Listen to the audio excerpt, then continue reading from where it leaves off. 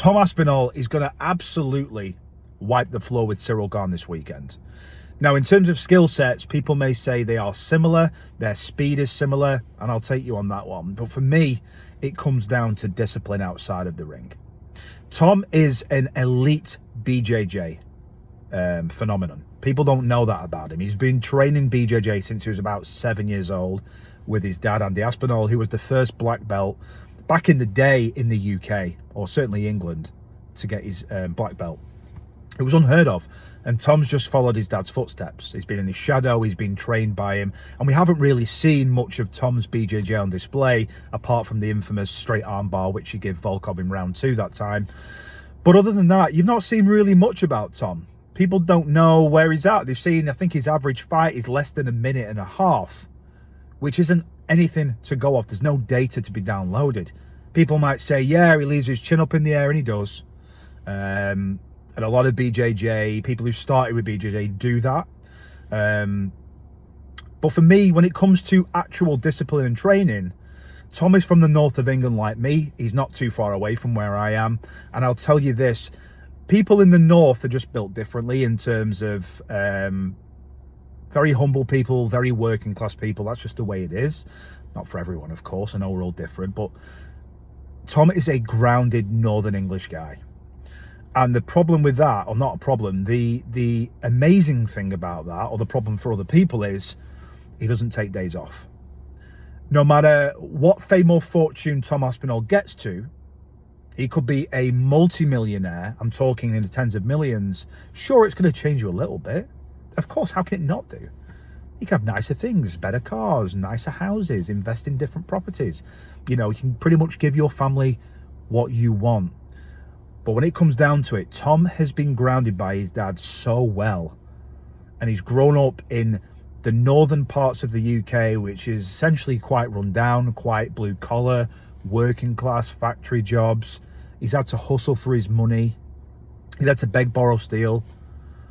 The guy doesn't take days off because he takes nothing for granted. And that's the difference between him and a lot of fighters in the UFC. He didn't grow up with a silver spoon in his mouth. He's working 6 days a week in that gym, working his bollocks off to get to this point. And I can't say the same about Ciryl Gane. Yeah, we don't know his personal life in France. We don't know what he's doing, but we do know he's done movies and he's done modelling. He's doing all these different endorsements and stuff outside the octagon. And that's fair game. You've got to do those types of things. But while Cyryl's been doing that, and he didn't look great against Volkov, and in my opinion, he should have lost that fight. But while he's doing that, Tom Aspinall, he hasn't fought for, what is it, like 16 months now or something? You can be guaranteed that motherfucker is taking no days off. If you're watching his YouTube channel as well, he's not about to lie to you. That's how he lives. 6 days a week in the gym, Sunday off. The guy has probably one of the best teams, underground teams, that no one's really heard of, with all the heavyweights coming over from all over the world, all elite heavyweights. He trains like it is his full-time job, as it should be. Where a lot of these other UFC fighters and fighters in different leagues and federations, they only train when it comes to fight camp time. When I'm 8 weeks out, when I'm 10 weeks out, when I'm 12 weeks or 16 weeks out. And boxers did the same thing. Unfortunately, they have such an elite talent, they can get away with that. That's why they're in the 1% club, right? They are the elite of the elite. They are genetically blessed. They are physically gifted to be able to do this, to shy away from the gym, to turn up just when it matters and put a camp in for 10, 12, 15 weeks and still come out smelling of roses.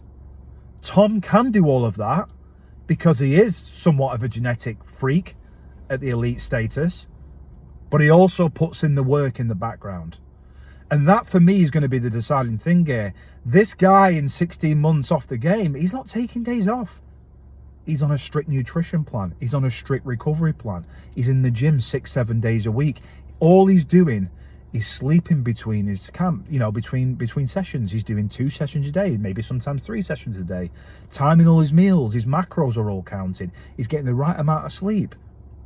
Cryo chambers, ice, he's doing everything you can think of. And I don't think Ciryl Gane's on that level.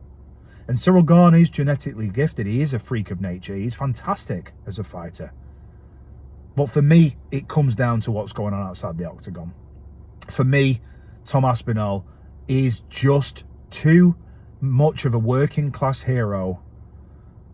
He's too grounded, too authentic, too much of that northern soul to just take things for granted. He treats this like it should be, like it's his life, because it is his life. So for me, Tom Aspinall's going to win this. I think he's going to do it in round 2. And I don't think he gives a shit if it goes longer than John Jones's fight. And I can bet you this as well.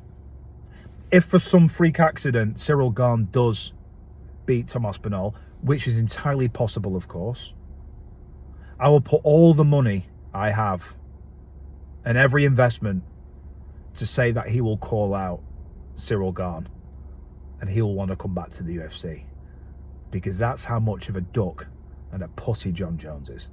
And I'll leave it there.